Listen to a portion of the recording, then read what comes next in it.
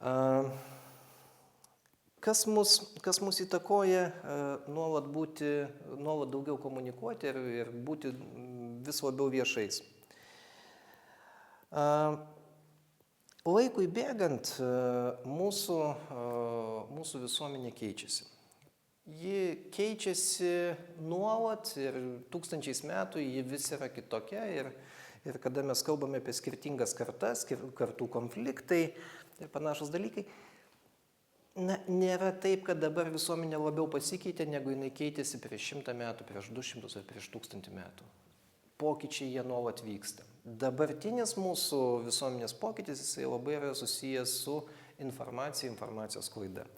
Jeigu aš prisiminsiu laikus, kurie buvo prieš 15-20 metų, pas mus dažnais atvejais būdavo ne klausimas, o tokia keliama problema. Man trūksta informacijos. Kad ką nors turėčiau padaryti, man trūksta informacijos, tokios, anokios informacijos. Ir atrodė, kad informacija, net ne tik atrodė, bet taip ir buvo įvardyjama, kad informacija yra savaiminė vertybė. Kuo daugiau informacijos turi, tuo daugiau gali procesų valdyti. Ir sakydavo, kad tas žmogus, kuris valdo informaciją, jisai valdo pasaulį. Šiai dienai situacija yra pasikeitus. Informacijos kiekiai yra neapriepiami, nesuvokiami eiliniam žmogui. Yra žiauriai daug informacijos. Ką dabar daryti? Gebėjimas atsirinkti informaciją, teisingai komunikuoti, suvokti, operuoti informacijos duomenimis jau yra savaiminė vertybė. Bet negana to, kad yra daug informacijos, yra ir labai didelis poreikis informacijos. Mes galime komunikuoti nuolat kiekvieną sekundę. Tai yra kalbėti žodžiu, kalbėtis telefonu, susirašinėti, skaityti, siųsti, fotografuoti. Visa tai yra informacija, kuri nuolat sukasi. Ir mes natūraliai esame kaip ir to informacijos sūkurio arba tos jėgos, kuri mus išsukinėja, mes esame kaip ir įkaitai ir mes esame priversti neiškristi. Žmogus, kuris šiai dienai neturi savo paskyros Facebook'e, LinkedIn'e, kituose socialiniuose tinkluose, kuris neturi atsidavę savo mailo, Gmail, pavyzdžiui, ar dar kažkur, tai kur įtraukiamas žmogus į daugiau įvairiausių informacinių produktų, jis kaip ir sakoma, kad jeigu tavęs tenai nėra, tavęs nėra išvis. Todėl mes kaip ir tampame įsipareigoję, patys savo atrodo įsipareigojame vis daugiau būti vieši. Taip pat mūsų labai stipriai įtakoja mūsų ir draugai. Mūsų draugai, mūsų aplinkiniai, jie nori gauti daugiau informacijos, jie nori dalintis, jie patys dalinasi. O dažnas žmogus arba dažniausiai taip jau pasitaiko, kad mes nemėgstame likti skolingi. Ir kada mes nemėgstame būti skolingi, mes bandome atiduoti. Pavyzdžiui, į kažkokią tai elektroninę erdvę kažkas tai sudėjo savo nuotraukas. Parašė savo kažkokį tai blogą, pakomentavo kažką tai. Mesgi ką darom? Mes negalime likti skolingi. Mes irgi bandome taip pat su jais sukomunikuoti. Mes lygiai taip pat bandome informaciją įmesti apie save. Viskas būtų kaip ir gerai. Mes galvojame, kad kiekvieną minutę, kada mes komunikuojame, tai mes komunikuojame su žmonėmis, kurie yra mums draugiški. Tai yra draugiška aplinka, tai yra žmonės, kurie pozityviai nusiteikia mūsų atžvilgiu ir kaip ir viskas gerai, ar ne? Mes mielai dalinamės. Ateina toksai momentas, kada mes susimastom. O ar iš tikrųjų ta informacija, kurią aš pateikiau, jinai yra saugi man? Kiek tos informacijos yra saugios? Kiek aš jos turėčiau pateikti? Ar egzistuoja žmonės, kurie gali manimi pasinaudoti, kuriem ta informacija gali būti naudinga? Ir šiai dienai yra tiek daug įvairiausių, sakykime, informacijos kanalų, kuriuose mes informaciją pateikę, mes nežinome, kur mūsų informacija nueina. Tai yra mūsų nuotraukos, mūsų mintis, mūsų žodžiai ir visa kita. Informacija elektroninėje erdvėje, ji tampa kaip ir visiškai normali. Kokią informaciją mes pateikėme apie save? Mano vardas, mano pavardė, kai kada gimimo metai, kai kada tai, kaip aš atrodau. Tai yra, pateikiam kažkokią tai nuotrauką, išsakome savo nuomonę, pasakome, kas mums šiaip gyvenime yra svarbu, parodome, su kuo aš socializuojuosi, kas yra mano draugai, užsiprenumeruoju kažkokią tai informaciją iš kažkokių tai elektroninių tinklų, atrodytų nieko tokio. Kas slypi po šitą informaciją? Kada mes neturėjome galimybės komunikuoti elektroniniais kanalais, mes visą laiką galvodavom, kad kas esu aš.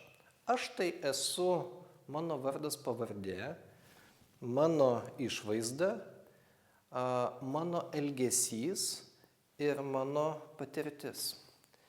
Ir tai mes visą laiką laikydavom kaip sava. Tai yra mano, tai yra tai, ko iš manęs niekas netims.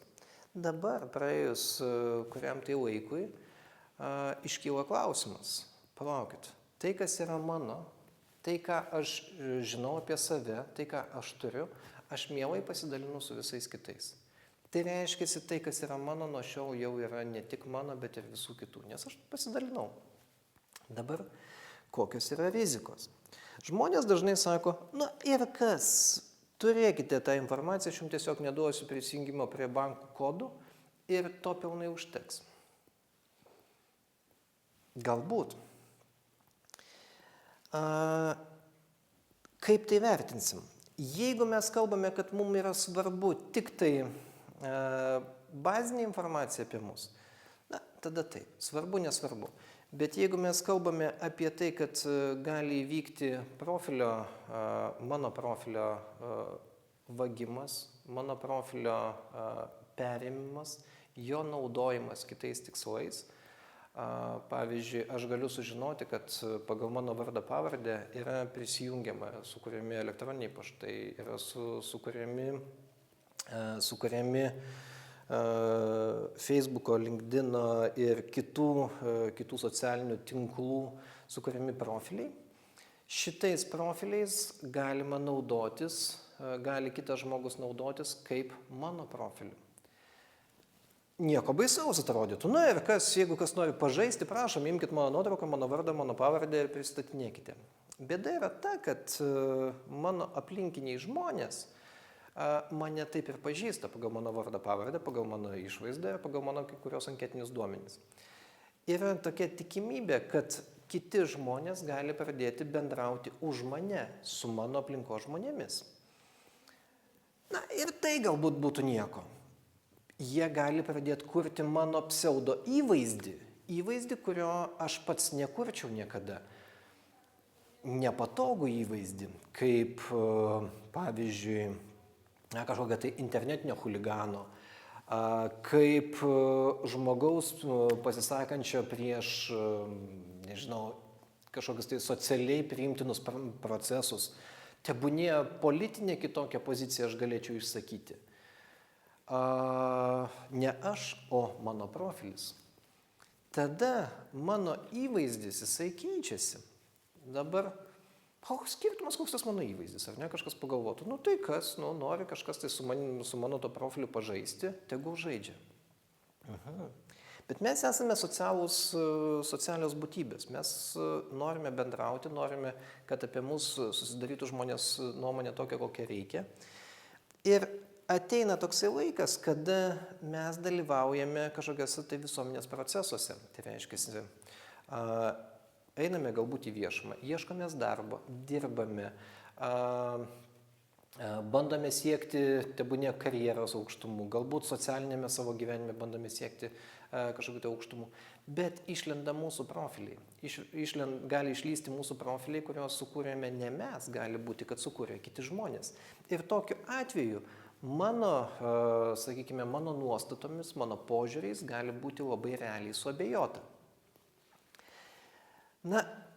Tiesa būtų, jeigu sakytumėt, kad, jeigu aš nesu labai svarbus asmuo visuomeniai, tai galbūt tai ir nėra taip labai svarbu, bet Pavyzdžiui, politikam tai yra labai svarbi dalis, nes mes galime sugriauti politiko karjerą, galime viešojo sektoriaus darbuotojo karjerą sugriauti, verslininko karjerą, kitokio valstybės tarnautojo karjerą galime sugriauti vien tik tai tuo, kad kažkas tai dėl žaidimo arba ne dėl žaidimo, turėdami kažkokių tai rimtesnių tikslų, jie gali tokiu būdu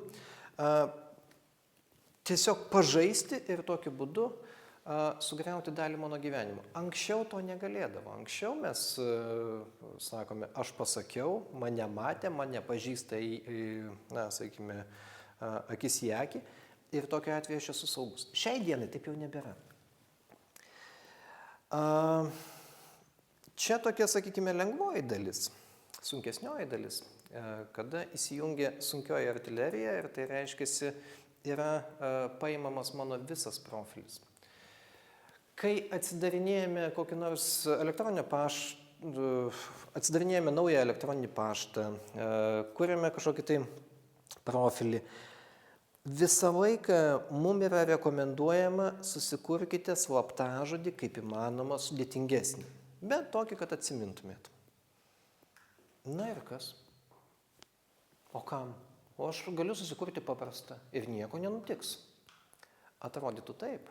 Gal gali nieko ir nenutikti, jeigu niekam to neprisireiks. Bet kiekvieną kartą pagalvokime, ar tikrai mūsų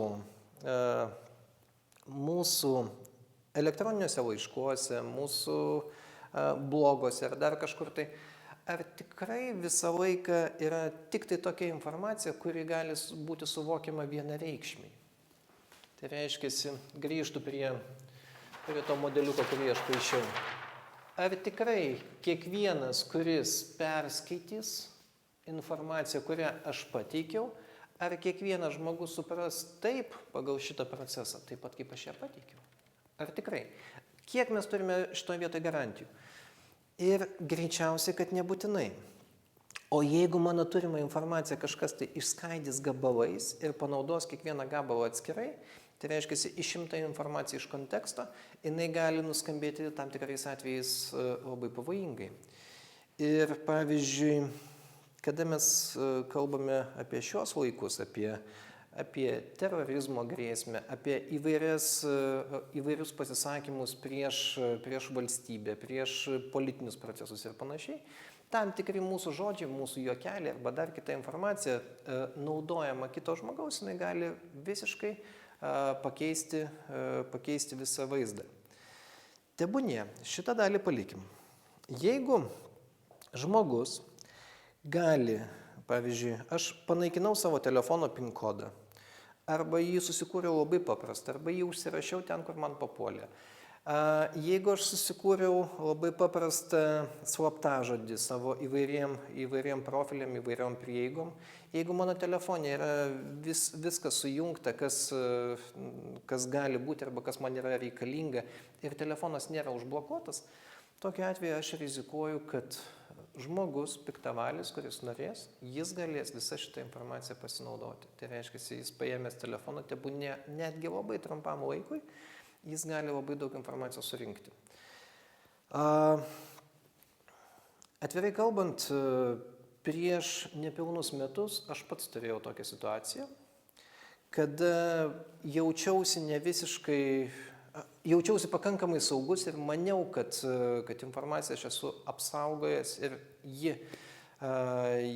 ir ta mano informacija galbūt nebuvo labai gudri. Aš turėjau labai paprastą modeliuką. Buvo prisijungta prie mano vienos paskyros, iš mano vienos paskyros buvo prisijungta prie visų kitų paskyrų, buvo pakeisti mano visi slaptažodžiai, kad aš negalėčiau prisijungti nei prie savo elektroninio pašto, nei prie savo Facebooko, nei prie savo LinkedIno. Negana to, aš elektroniniai versijai savo, sakykime, man atrodžiusioje saugioje, aš laikiau savo banko kodus. Gerai, kad banko sąskaitoje nebuvo daug pinigų. Bet informacija apie mano bankinės išlaidas, apie mano operacijas, apie mano susirašinėjimus su kitais žmonėmis, visa šita informacija buvo paimta. Kaip ji bus panaudota ateityje, aš dar iki šiol nežinau. Aš manau, kad tai gali būti saugu, bet tai man buvo labai gera pamoka. Tai reiškia, aš galėjau netekti ne tik informacijos apie save, aš galėjau netekti savo pinigų. Aš įsigijau nesaugumo jausmą, tai reiškia, kad kažkas turi informacijos gerokai daugiau už mane. Ir aš esu viešas, patapau viešas, nors kaip ir to nei norėjau, nei tai nuo manęs priklausė. Taigi, šitoje vietoje vis tik reikia kiekvieną kartą labai aiškiai pagalvoti, ar aš iš tikrųjų noriu tiek viešinti apie save informacijos, kiek jos viešinu, ar tai iš tikrųjų yra saugu, lengva, paprasta, ar tai tikrai man niekada nepakenks, panašiai. Iš savo gilios jaunystės aš atsimenu keletą tokių atvejų, kada būdamas studentu aš esu papuolęs į keletą nuotraukų, kuriuose, sakykime, grubiai tariant, išdykaujam, ar ne? Ir tokios nuotraukos, jos kažkur tai yra.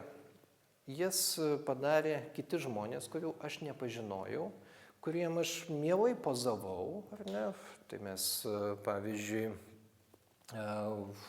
ant kažkokio tai nenaudojamo automobilio stogo sulipę su draugais apsikabinę, tai mes paėmė medį, palenkę į šalį ir panašiai.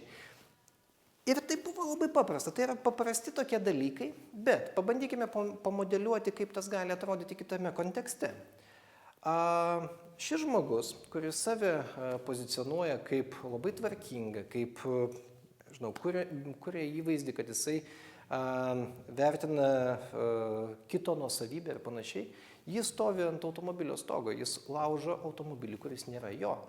Jis verčia medį, kuris yra pasodintas, o tuo pačiu deklaruoja, kad yra už gamtos išsaugojimą, už panašius dalykus.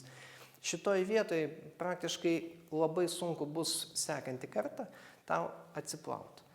Tai klausimas yra, ar to mes norime, ar tai mums yra saugu, ar viskas šitoje vietoje yra gerai. Stop, kol kas.